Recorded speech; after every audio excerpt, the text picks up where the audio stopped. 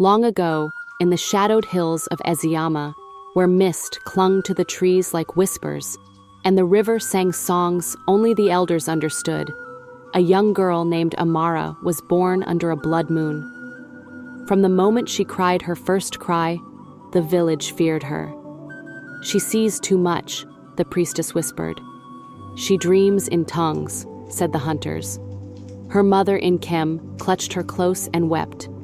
"Let my child live, even if the world hides from her." By age 10, Amara could tell when someone was lying.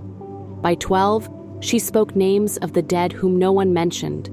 And by 15, she began to see faces in the fire, the faces of those long buried. The people called her Ogbanje, a spirit child, a curse in flesh.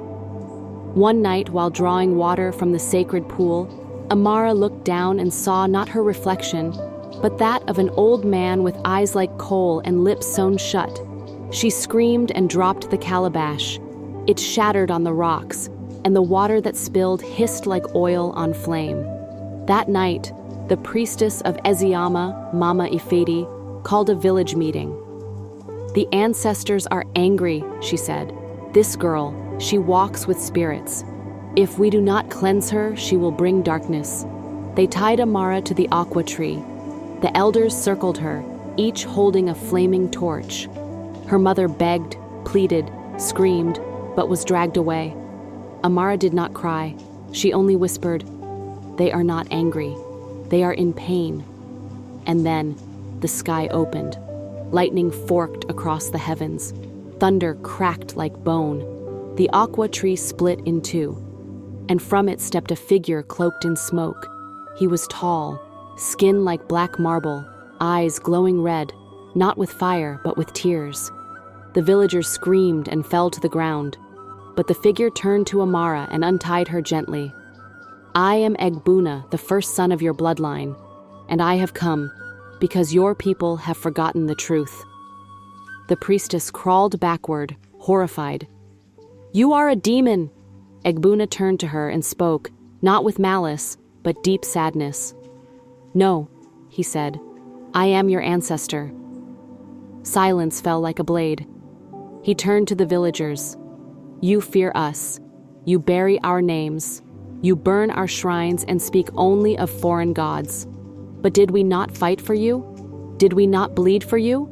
When the slave raiders came, we gave our lives. When drought came, we gave our bones to feed the land. And now you call us evil?" He stretched out his hand, and visions filled the air like smoke. A warrior grandmother cutting off her own arm to save a child from chains. A farmer grandfather praying to the soil as he buried seeds during famine. A mother standing before a king, offering herself in place of her son. Each image burned into the sky. Amara wept. "They are not evil," she whispered. "They are wounded, forgotten, and they only ask to be remembered with dignity." Egbuna looked down at her. "You are the bridge, the mouth we never had. Speak for us." And with that, he vanished into flame, and the cracked aqua tree began to bloom. For the first time in 100 years, its flowers glowed silver in the moonlight. The next morning, the people of Eziyama came in silence to Amara's hut. They brought cola, water, white chalk, and they bowed. "Teach us," they said. "Help us remember who we are." Amara nodded, but far away, in the black caves of Ogba Muo, a voice stirred. Someone, or something, did not want the ancestors remembered, and it was waking. The villagers of Eziyama began to change. No longer did they call their ancestors evil. They swept the shrines that had gathered dust. They poured libations at dawn. They sang the names of their mothers' mothers and their fathers' fathers. And at the center of it all stood Amara, the girl once feared, now called Nwadan Cheta, the daughter of remembrance.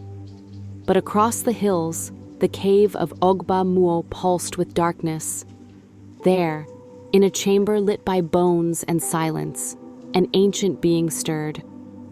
Its name was Ezulu Ocha, the spirit of forgetting. It had been born the day the first shrine was burned. It fed on silence, on severed names, on unmarked graves. And now that the people were remembering again, it grew hungry. One night, as Amara slept, she felt a cold wind curl into her room. She opened her eyes and saw a mask floating above her bed, bone white, its eyes hollow. Then it spoke in a voice that made her blood freeze. "Stop remembering, or we will take your name." Suddenly, Amara's mouth was filled with ash. She couldn't speak, couldn't scream, only her eyes moved. Then, just before the mask reached for her throat, a loud knock echoed through the hut. It was Mama Ifedi, the priestess. Her face was marked with fresh chalk, and in her hand, she held a bundle wrapped in red cloth. "I saw it in a dream," she said, unwrapping it. "It's time you go to Ogba Mamuo." Inside the bundle was a gourd black as night, and a mirror carved from obsidian. "This will show you not who you are," Mama Ifedi said, "but who was erased from you." At dawn, Amara walked alone toward the forbidden hills. Birds grew silent. The air thickened. Trees leaned away. The mouth of the cave yawned before her like a curse. She stepped inside, and the darkness swallowed her. Inside, the walls whispered, "Your ancestors were slaves. Your ancestors practiced blood. Your ancestors were devils." But Amara raised the mirror. "No," she said. "They were survivors. They were lovers. They were protectors." Suddenly, the cave shook. Ezulu Ocha rose before her, its body a writhing cloud of forgotten names. From it came voices of colonizers, invaders, and traitors, each one chanting, "Burn the shrines, erase the tongues, worship only what we give you." Amara fell to her knees. Then she remembered what her mother once said, "If you ever lose your voice, let your blood speak." She bit her thumb and smeared her blood across the obsidian mirror.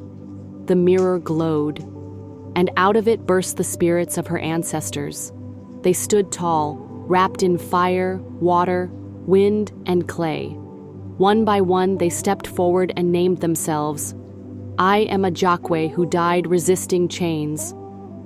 I am Chiamaka, first daughter of thunder. I am Olorun Femi, the healer buried in silence. I am Tandiwe, the singer whose voice was stolen." And then, with one voice, they said, "We are not evil, we were buried, and now we rise." Ezulu Ocha screamed, the cave cracked, and the darkness fled.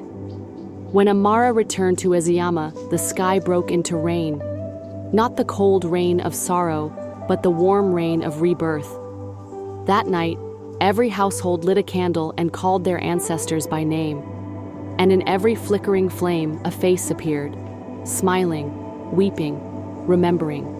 The village sang until dawn, but deep in the world's wound, Ezulu Ocha was not destroyed, only wounded. It whispered, "As long as they forget, I will return." And so Amara began to walk from village to village, land to land, not as a prophet, but as a reminder, because remembrance is not an event, it is a war, and she was the flame. After the awakening in Eziyama, Amara journeyed westward, guided by dreams and echoes. Her feet carried her to the once mighty city of Irarun, a kingdom whose palaces were built on the backs of gods they no longer worshipped. Statues lay buried in weeds, shrines turned into chicken coops. The people walked tall, but their shadows were missing. At the gates, a child with gray eyes met her. "You came too late," the child whispered. "They buried our last ancestor yesterday." Amara's heart tightened. Who was it? Nafadeke, the firewoman. She remembered everything. Inside the city, nobles drank foreign wine and mocked the old ways. "The past is a chain," they scoffed. "We are free now." But at night, screams echoed in the alleys, dreams twisted. Children woke with black tongues, speaking in forgotten languages. The city was cursed, not by their ancestors, but by their own denial. At the edge of the burial forest, Amara knelt before Na-Fadeke's fresh grave. She poured libation and opened the black gourd Mama Ifedi had given her.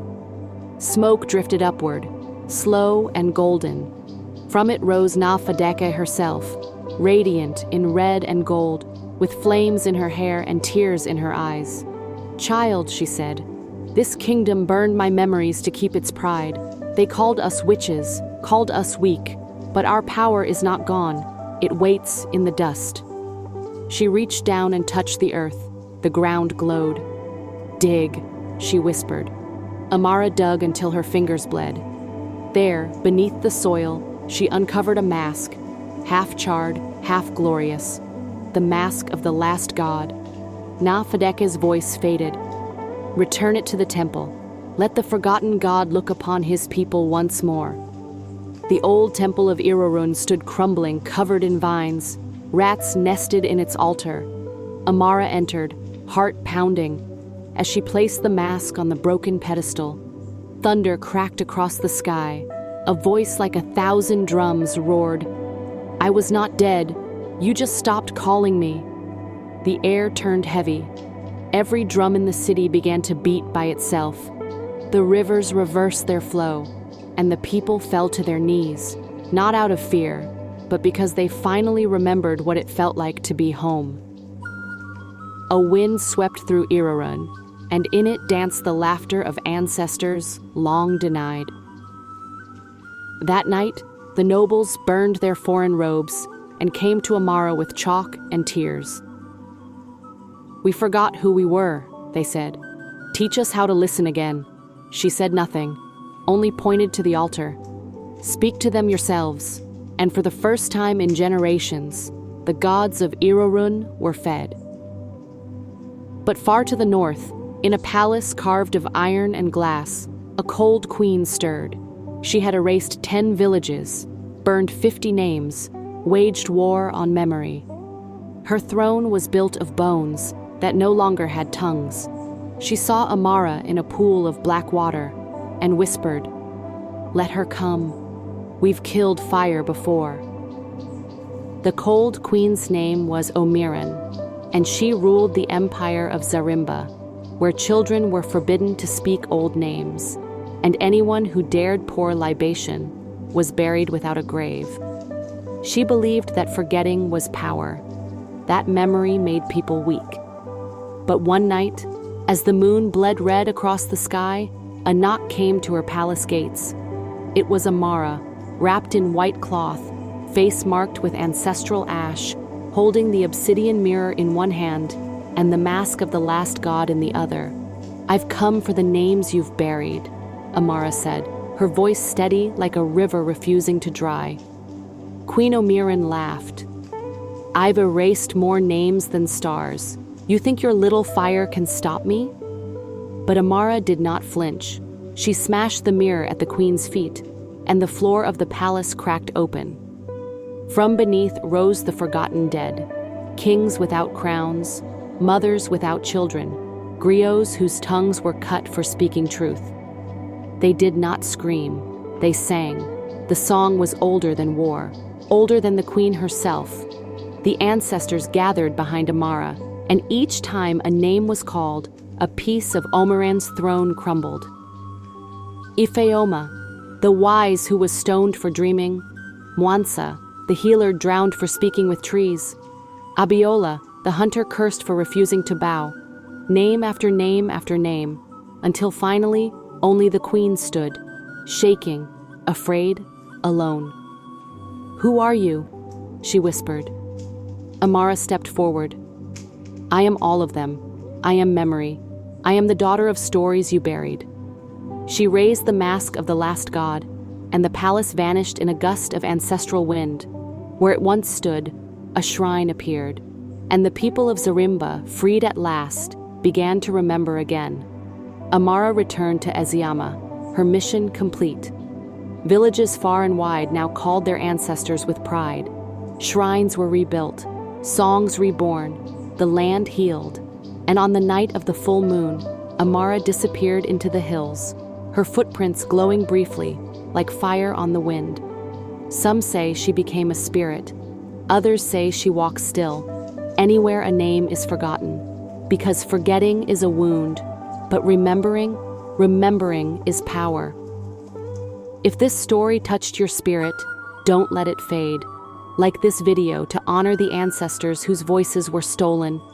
Subscribe to this channel to keep these powerful African stories alive. Share this tale with someone who needs to understand that our roots are not curses, they are crowns. And most importantly, drop a comment below. What did you learn from why your ancestors are not evil? Was it the truth about remembrance, the price of silence, the power of knowing your name? Let's talk below, and let's keep the flame burning.